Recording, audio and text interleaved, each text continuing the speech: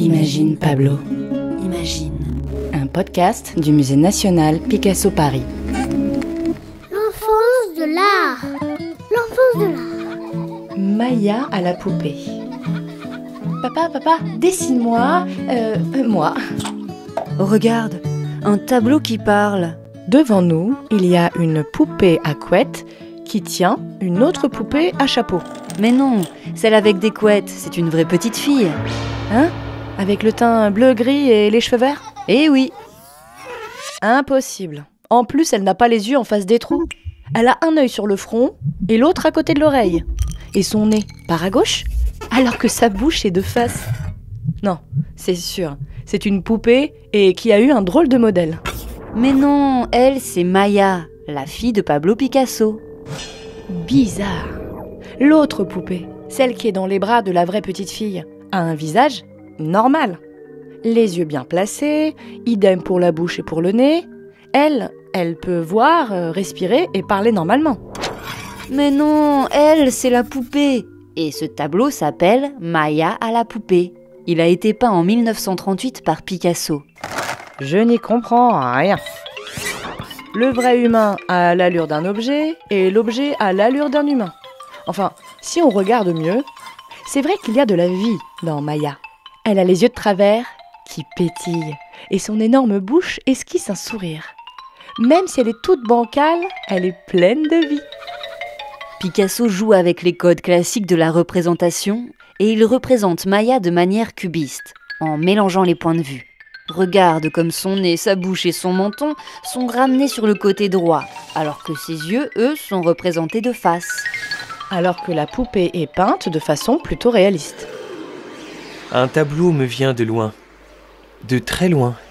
Comment peut-on pénétrer dans mes rêves, dans mes désirs, dans mes pensées ? Picasso peint sa petite fille chérie, Maya, née 3 ans plus tôt. Elle est le fruit de son histoire d'amour avec Marie-Thérèse Walter. Bonjour Maya. Tout le monde m'appelle Maya, mais mon nom de naissance c'est Maria de la Concepción. En souvenir de la sœur de papa, morte trop jeune d'une maladie. Il l'aimait beaucoup. Bonjour Maya de la Concepción. Picasso est ravi d'avoir une fille. Et la petite Maya se retrouve là, à jouer sur une toile dans une grande jupe à froufrou. Souris-tu toujours comme ça, Maya ? À 3 ans, on sourit toujours. Papa, dessine-moi la joie de vivre.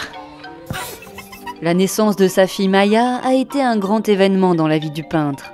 Mais comme il est encore marié à Olga, cette joie profonde doit se vivre discrètement. Le 5 septembre 1935, jour de sa naissance, l'artiste consacre un poème en espagnol à l'événement. Aujourd'hui est le 5 du mois de septembre 35. Le pas accéléré de l'épée dans la pulpe du coin ouvre la main et laisse échapper son secret en cache-sexe. Apprête l'émeraude pour qu'elle se laisse manger déguisée en salade de cresson avec des morceaux de bombance, murmurant à l'oreille derrière le chemin condamné. Picasso traverse une période étrange. Il est torturé, distordu, dissocié. Mais son amour, Marie-Thérèse et sa fille Maya le ravissent. Papa, dessine-moi ton amour pour moi.